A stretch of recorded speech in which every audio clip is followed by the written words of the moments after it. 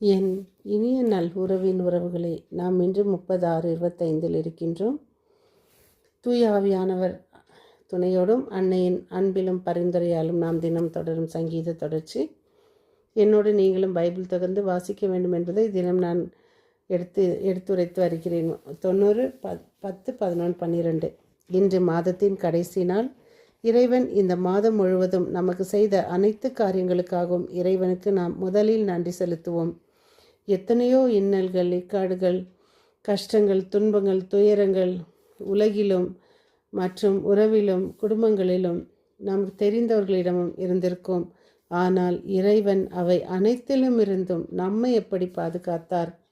அவருடைய கண்ணின் மணி போல் என்ற அந்த வார்த்தையை உண்மையாகவே நம்மை அதை போல் தான் பாதுகாத்தார். நமக்கு துன்பம் வரும்பொழுது ஆறுதலாகவும், நம் துயரத்தில் தந்தையாகவும், நம் வேதனையில் நல்ல நண்பனாகவும், நமக்கு தினம் உணவு உண்ணும் பொழுது நல்ல ஒரு உணவாகவும், நாம் தூங்கி எழும்பொழுது நல்ல ஒரு தூக்கத்தையும் தந்து நம்மை பாதுகாத்து வந்தாரே, அதற்கு நாம் நன்றி செலுத்துவோமா? அன்பு இறைவா, இதோ இந்த மாதம் முழுவதுமாக எங்களை பாதுகாத்து வழிநடத்தி வந்தமைக்காக உமக்கு நன்றி செலுத்துகிறோம். கடந்த நாட்களில் நாங்கள் யாரையாவது மனம் நோக செய்திருந்தால், யார் மேலாவது நாங்கள் கோபப்பட்டிருந்தால் அவற்றுக்காக மனவருந்தி நாங்கள் உம்மிடம் மன்னிப்பு கேட்கிறோம். மற்றும் இழந்து போன எத்தனையோ குடும்பங்களுக்காக நாங்கள் ஜெபிக்கிறோம்.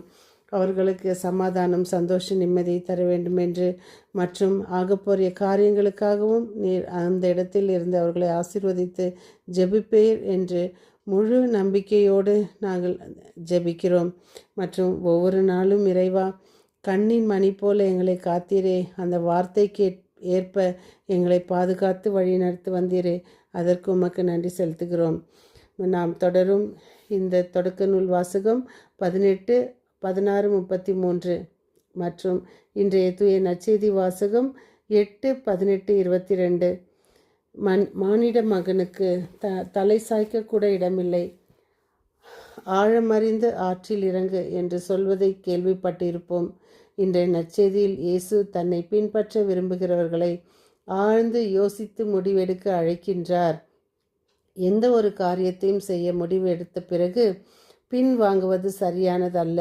எனவே தன்னோடு இருந்த சீடரை பார்த்து, இறந்தவர்களை பற்றி நீ கவலைப்பட வேண்டாம், அவர்கள் அடக்கம் செய்யப்படுவார்கள் என்கிறார். ஆண்டவரை பின்பற்ற தீர்க்கமாக தியானித்து முடிவெடுத்த பிறகு எதை பற்றியும் நாம் கவலைப்பட வேண்டிய அவசியம் நமக்கு இல்லை. எதுவும் அவரது அழைப்பிலிருந்து நம்மை பிரிக்கக்கூடாது. இன்று நான் என் அழைப்பிற்கேற்ப வாழ்கிறேனா? இறைவனின் ஒவ்வொரு நாளும் நமக்கு தந்தது. சங்கீதம் 71, 24. என் வாழ்நாளெல்லாம் என் உம் நீதியை எடுத்துரைக்கும், ஏனெனில் எனக்கு தீங்கு செய்ய பார்த்தவர்கள் வெட்கமும் மானக்கேடும் அடைந்து விட்டார்கள். சீராக் 2, 1, 2. குழந்தாய், ஆண்டவருக்கு நீ பணிபுரிய நீ முன் வந்தால் சோதனைகளை எதிர்கொள்ள முன்னேற்பாடு செய்து கொள்.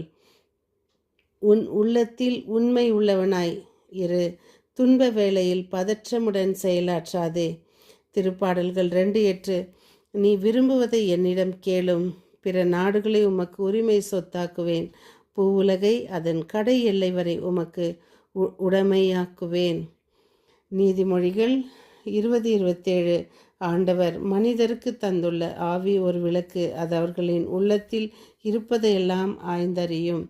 அதான் இறைவன் அழைக்கும் பொழுது ஒருவர், ஆண்டவரே நான் உம்மை பின்தொடர்கிறேன் என்று சொல்லும்பொழுது அவர் சொன்ன வார்த்தை, என்னை பின்பற்றுவதென்றால் எனக்கு நரிகளுக்கு பதுங்கு குழியும் பறவைகளுக்கு கூடுகளும் உண்டு, ஆனால் மானிட மகனுக்கோ தலை சாய்க்க இடமில்லாமல் நமக்கு இந்த கிறிஸ்தவத்தை திருச்சபை விட்டு சென்றார்.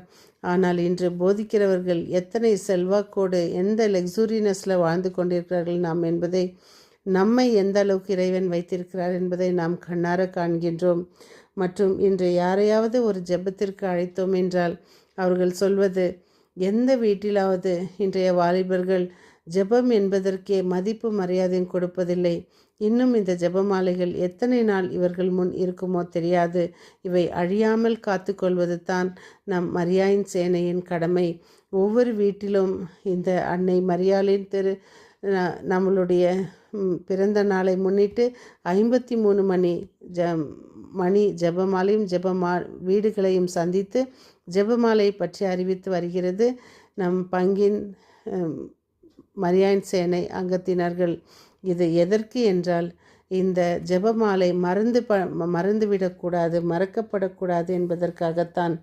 ஒருவரை போய் இறைவன் அழைக்கும் பொழுது, ஒருவர் அவரை கேட்டு செல்லும் பொழுது, வேண்டாம், எனக்கே தங்க இடமில்லை என்கிறார். ஆனால் அவரை மற்றவரை அழைக்கும் பொழுது அவர், ஆண்டவரே, என் வீட்டில் இறந்து விட்டார்கள், நான் போய் அவர்களை அடக்கம் செய்து விட்டு வருகிறேன் என்றார். இன்று எத்தனை சாக்குப்போக்கு சொல்கிறோம்.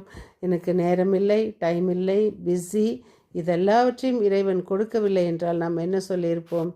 முடிந்தவரை நாம் ஆன்மாக்களை பாதுகாத்து கொள்வோம்.